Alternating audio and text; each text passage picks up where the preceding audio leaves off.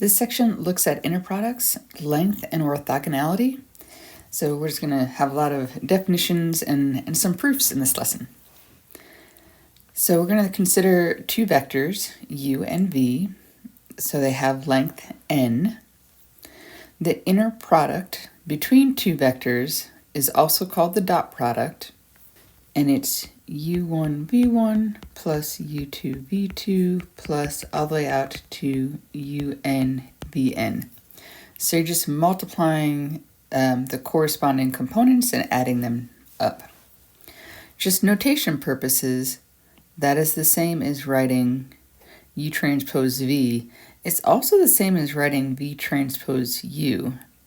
If you wrote the u transpose, it becomes a row vector. And so this is a 1 by n. And then the v vector is a column vector. So we have it n by 1. So notice the inner dimensions match and the outer dimensions are 1 by 1. So notice that the inner product or dot product of two vectors is a number or a scalar. The outer product, which we will not get into, is this UV transpose. So kind of the reverse is an n by n quantity. So it's a matrix quantity. So the inner product is a scalar, the outer product is a matrix. The definition of a length or norm of a vector is this non-negative scalar with these double bars around it. So I just have to say that in more advanced courses, there'd be a 2 there, because this is really the 2 norm, because you're taking the square root and you're squaring. There are things like the 1 norm, the 10 norm, the infinity norm. So just know that those things exist. But in this course, we will only talk about the 2 norm. And the 2 norm is the square root of the dot product, or the square root of the sum of the squares of each component. And just notice that if you square the norm, you just get the dot product with itself. So given this vector u, 1, negative 2, just going to emphasize 1, negative 1, 2, that vector, I want to compute 1 over u dot u times u. So u dot u is negative 1 squared plus 2 squared, or 5. So 1 over 5 times the vector u is negative 1/5 and 2/5. So really what that did is it took this vector and shortened it. So it's the same direction as u, it's just a different length.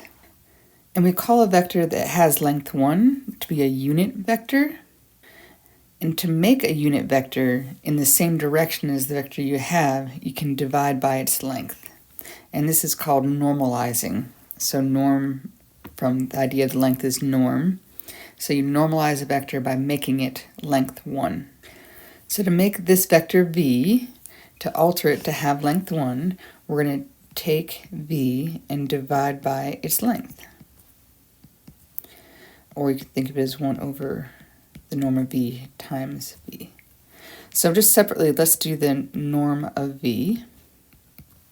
So the norm of v is the vector dot product with itself, so v dot v. So it's 49 over 16. I forgot my square root. It's the square root of all this stuff. Plus 1/4 plus 1. So this is the square root of 49 over 16 plus 4 over 16 plus 16 over 16. So that's the square root of 69 over 16, or the square root of 69 over 4. So the unit vector is 1 over the norm of v times v. So 1 over the norm of v would be 4 over root 69 times v. So that would be 7 over square root of 69, 2 over square root of 69, and then 4 over square root of 69. And if you are inclined, you can rationalize those, but I have no problem with having a square root in the denominator. And again, this has length 1, and it's in the same direction as v. The distance between two vectors, denoted dist of u and v, is the norm of u minus v. Or you could do the norm of v minus u. Either one, it'll come out the same. In exercise 3, it gives you vectors u and v. I want to find the distance between them. So the distance is the norm of the difference. So this is the norm of 4, -1. So this is the square root of 4 squared plus -1 squared. So that's the square root of 17. So that is the distance between those two vectors. Orthogonality is a generalization for the idea of perpendicularity, and we use the dot product to determine whether two vectors are orthogonal. So the definition of orthogonal would be that two vectors are orthogonal if the dot product is 0. Then this famous theorem that you guys all know and love so well, we're just going to expand it to dimensions beyond 2. Two vectors are orthogonal if and only if the norm of u plus v squared equals the norm of u squared plus the norm of v squared. So that's really, your a squared plus b squared equals c squared. And we know that only holds in right triangles, so when you have that perpendicularity. So I'm going to prove one direction of this. So let's look at the norm of u plus v squared. Well, that is u plus v transpose times u plus v by one of those definitions. I can pull the transpose inside, so this is u transpose plus v transpose times u plus v.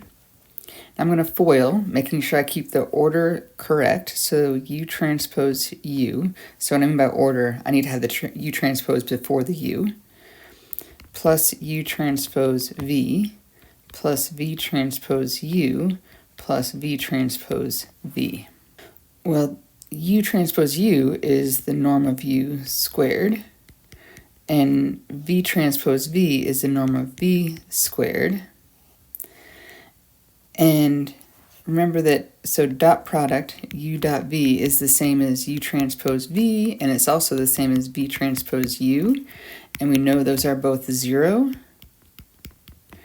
because u and v are orthogonal. So we get the norm of u squared plus norm of v squared. Notice I said that's just one direction of the proof. What I mean by that is it proves kind of that forward direction. So if u and v are orthogonal, then we know the norm of u plus v squared equals the norm of u squared plus norm of v squared. In this exercise, we are given u and v, and it says use the Pythagorean theorem to determine if u and v are orthogonal. And then we're going to use the definition to confirm the result. So we know by Pythagorean theorem, so the norm of u plus v squared is the norm of 14, 0, -2 squared. So this is 14 squared plus -2 squared. And that's 196 plus 4, or 200. The norm of u squared is 12 squared plus 3 squared plus -5 squared. So I have 144 plus 9 plus 25. The norm of v squared is 2 squared plus -3 squared plus 3 squared. So I get 4 plus 9 plus 9, which is 22. So if you add these two together, you get 200. So it is true that the norm of u plus v squared equals the norm of u squared plus norm of v squared. So they are orthogonal. So u and v are orthogonal. And I should say check. Really the easy way to determine if it's orthogonal is doing the dot product. So u dot v is 12 times 2 plus 3 times negative 3 plus negative 5 times 3, which is 24, minus 9 minus 15, which is 0. So the dot product is 0, which tells me they are orthogonal. Theorem 1 summarizes some important properties about the dot product or inner product. I just want to emphasize on this first one. So we have u dot v equals v dot u, which is also equal to u transpose v, which is equal to v transpose u. So all those things are the same computation. Second one just says you can distribute. Third one just says you can move scalars around. And the last one just says if you dot a vector with itself, it'll be greater than or equal to 0. And the only way a dot product with itself can be 0 is if the vector is 0. All right, the last topic is on orthogonal complements. So we talked about what it means for two vectors to be orthogonal. Now we're going to think about a vector being orthogonal to a set. So we say a vector z is orthogonal to every vector in a subspace, then z is said to be orthogonal to that subspace. And the set of vectors that are orthogonal to W are called the orthogonal complement of W, and it's denoted with this W with the exponent of a perpendicular symbol. Some people refer this as W perp. I tend to just say orthogonal complement. This picture over here is trying to give you an image. So the shaded green is some subspace, and the vector that's coming out is orthogonal to every single vector in that subspace. So two facts about the orthogonal complement. First thing is that a vector x is in the orthogonal complement if and only if x is orthogonal to every vector in a set that spans W. And the orthogonal complement is also a subspace, so it satisfies those properties that we have of subspaces. Exercise 6 says, suppose y is orthogonal to u and v. I want to show, I'm actually going to prove, that y is orthogonal to every w in the span of u and v. So we're just going to try to show that if you have this vector out here that is perpendicular to that plane, that is perpendicular to everything in that plane.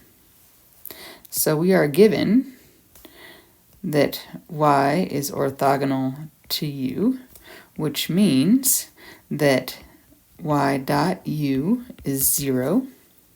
We are also given that y is orthogonal to v, so that tells me y dot v is 0.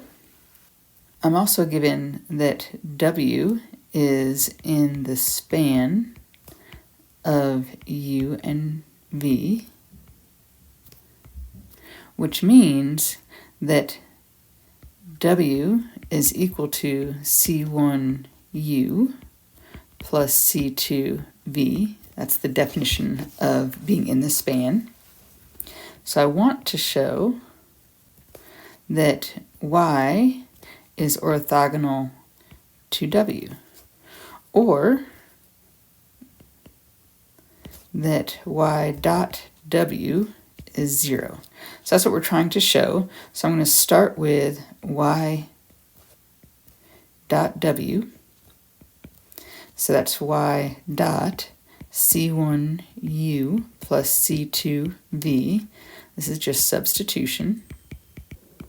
Using the properties from Theorem 1, I can distribute. So I have y dot c1u plus y dot c2v. I keep forgetting my arrows.